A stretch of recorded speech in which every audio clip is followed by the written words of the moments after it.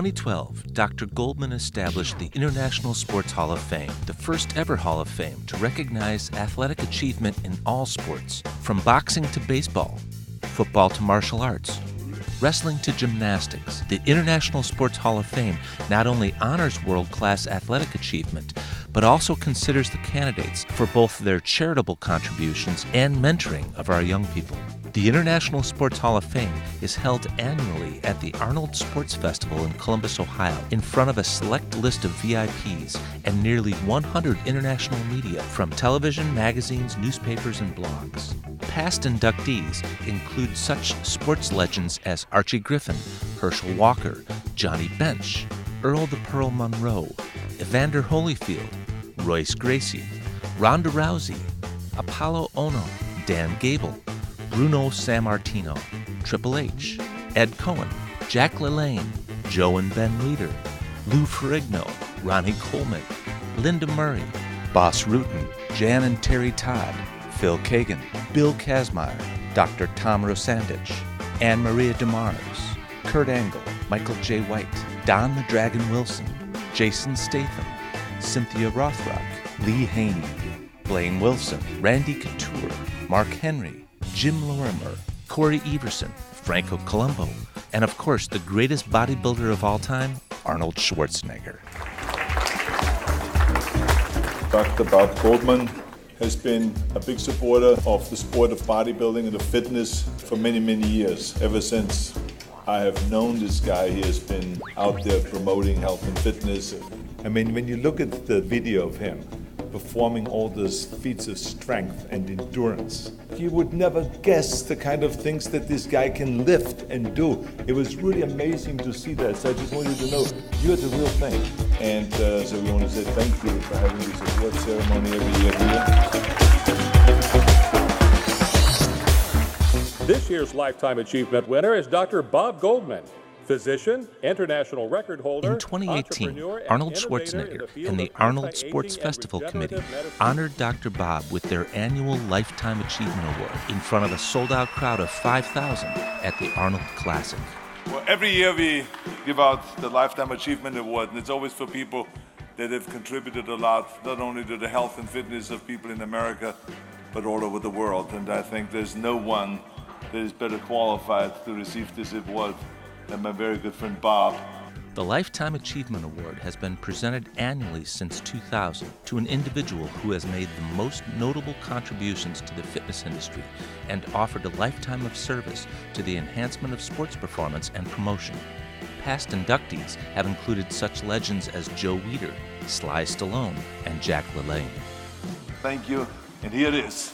Let's give him a big, big hand.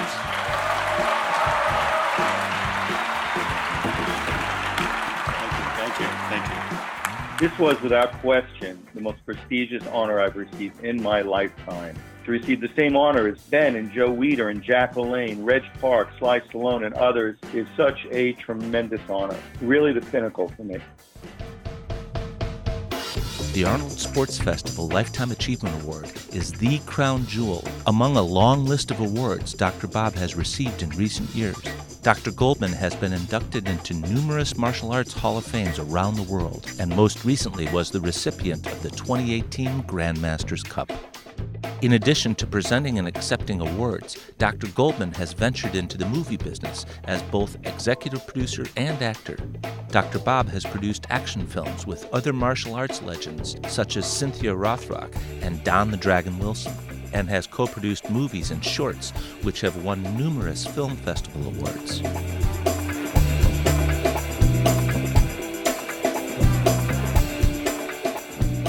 Another notable addition to Dr. Goldman's robust resume is his appointment in 2018 to the President's Council on Sports, Fitness, and Nutrition. Dr. Bob is serving on the council with NFL Hall of Fame running back Herschel Walker, Yankee baseball legends Mariano Rivera and Johnny Damon, and bodybuilding legend and TV star Lou Ferrigno. The doctor in Dr. Bob refers to his background as a physician and a PhD. Dr. Goldman is a medical pioneer and entrepreneur with dozens of successful startups to his credit, including the NASM, National Academy of Sports Medicine, which literally launched the personal trainer industry. Dr. Goldman, along with his business partner Dr. Ronald Klatz, co-founded the A4M, American Academy of Anti-Aging Medicine, in 1992. As chairman, Dr. Goldman has helped grow this medical association to the largest of its kind in the world. With over 26,000 members from more than 120 countries across the globe. In 2014, A4M launched postdoctoral medical education divisions, which offer education that ranges from medical certifications to fellowship programs in metabolic and nutritional medicine, integrative medicine, aesthetics, integrative cancer, and stem cell therapies. Dr. Goldman partnered with Tarsus Group and formed the Tarsus Medical Group Division. Tarsus is an international business-to-business media group with interests in exhibitions, conferences, education, publishing, and online media. Tarsus is a market leader in conferences and exhibitions, including the Dubai Air Show, which booked over $113 billion in sales in 2018. Dr. Goldman is an opinion leader whose insights on fitness and medicine have influenced decision makers and power brokers worldwide. The BOA Forum for Asia, attended by Dr. Robert Goldman, World Medical Chairman, is one of the most powerful economic and political gatherings in the world, bringing together leaders of numerous nations, with such notables over the years as American Presidents George Bush, Bill Clinton, and G.W. Bush, Prime Ministers, presidents and kings of numerous nations, head of the United Nations, International Monetary Fund, multi-billionaire icons such as Bill Gates, George Soros, the Rothschild and Rockefeller families, and even superstars like NBA China great Yao Ming and martial arts action movie star Jet Li. It is one of the most exclusive, impactful annual conferences held globally. Dr. Robert Goldman was a VIP presenter on the prestigious Life Sciences panel in 2013, along with heads of state, prime ministers, and 2 Nobel Prize laureates in medicine. In 2014, Dr. Goldman chaired his own session, The Healthcare Service Industry, the Driving Force of Economic Growth as a New Trend. Dr. Goldman's remarkable life has been fueled by a relentless pursuit of his goals and a seemingly boundless energy to achieve them, a trait that Dr. Bob recognized in himself at a very early age. The first day in elementary school, they were doing pull-ups. I didn't even know what a pull-up was. And I grabbed the pull-up bar and I broke the school record the first time I touched the pull-up bar. And then I said, wow, this is something that I'm kind of good at. So then even at the age of 11 or 12 years old, I started training. And at that time, Jack LaLanne was on TV. I was just a kid. I used to watch Jack on TV. He was a real initial inspiration to want to do things that he was able to do. So I would then look at the records in every school from elementary school on and go to break every calisthenic and fitness and endurance record in each of those schools. I set my first world record when I was 14 years of age. I was actually in my gym at school and I was doing sit-ups and I just kept going and going. And I was just doing 1,000 after 1,000, and when I finished, I found that, hey, wow, you did more than is in the Guinness Book of World Records. And so I went through that process of submitting and going for world records through Guinness World Book. At that time, world records in sit-ups were done straight leg, where your legs would be straight out in front of you. You go into the zone because if you're doing sit-ups for 12, 13, 14 hours, you need to put yourself in a kind of trance in order to keep going, because there's no break and you have to even drink fluid while you're going up and down, sort of like long distance or super distance runners. The sit-up record, I could basically just keep going. So I'd sort of pick a number I liked. So I liked an even number of 13,500. So the record at that time was 10,000, so I just kept going till I hit an even number. I could have kept going. I could have done 14,000 or probably 15,000. But I felt that I had beat the previous record by 3,500 sit-ups, so I figured that was okay. With the handstand push-up record, it's a little bit different. When you're doing handstand push-ups, you can only stay inverted for a certain amount of time because the blood is rushing to your head and you get really dizzy and it's very difficult. Also, there's a lot of stress and strain, and when you hit the ground, you have to perfectly lock in because you know you can only be inverted for a certain period of time. After a few minutes, you're going to start to get woozy. So it's not even a strength matter at that point, it's a stability matter. You can't stay inverted for that long because you're just going to pass out. And generally that's what happens at the end. You literally almost pass out. He was always just really driven to do the sets and reach the goals, because a lot of those goals were self-imposed. Didn't really come from the family. It was pie in the sky, like we didn't believe it could happen. and didn't think that he would be so driven to make it happen. But he was a maniac. Every spare moment, he's banging out another set. The world record that was probably the one that was the most contested was a handstand push-up record. In order to do handstand push-up records as they were officially accepted, and I had to do them, is freestanding. You go down, there's no wall, no brakes, and you have to touch nose to the floor and hands in full extension. Otherwise, it didn't count as one repetition. So it's very strict. So you have a gymnastic official and an official counter. So you have to do these things properly or the rep is not counted. First time I did 48, next time I did 171, next time I did more and more. So at the end I did 361 consecutive handstand push-ups. What would be interesting is sometimes I would break the world record and somebody else somewhere else in the world would set another world record beating me, and in the same year I'd have to go back and try and beat that person again. So there was one year where I broke it, had somebody else break mine, had to go back and break it again, got broken again, and went back again to set it again. So I was able to successfully break it and get listed in Guinness Book of World Records a number of times. But when you're competing against the whole planet, against everyone in the world, a lot can happen in the space of 12 months. As a teenager, I applied for a job at Jack Lane Health Club. I just set a bunch of world records at that time, so I got a job as an instructor. Realized at that time there were no certified personal fitness trainers. There wasn't even really a training program for the people that worked in the gym. You just sort of would hand the people the weights or clean the mirrors or vacuum the rugs. That was your job. And at that point in time, since I was setting world records, the owners of the club chains decided to use me as sort of the poster boy on the promotion materials and ads in the New York Daily News and the New York Post and in these different mailers that were going out. In one envelope, they sent this out to 200,000 people. I mean, I had people stopping me on the street. I was sort of like the poster boy for the health clubs. When I was a teenager in the gyms, and this was a different world back then. Steroids were not illegal. There was no banned. They didn't even have drug tests for anabolic steroids at that time period. And I noticed that we would see needles and bottles and pills and things left around the gym, but we really didn't think much about it. And then I had someone who was teaching me how to lift weights who ended up having not only serious health problems that died, and I was concerned that the anabolic steroids may have played a role in that. So I began my research independently, and out of these many hours that I spent in the libraries pulling old articles came my first book, which was called Death in the Locker Room, Steroids in Sport, which went on to be the #1 first major expose on the use of drug use in sports. And it was before medical school. I was still in college at the time.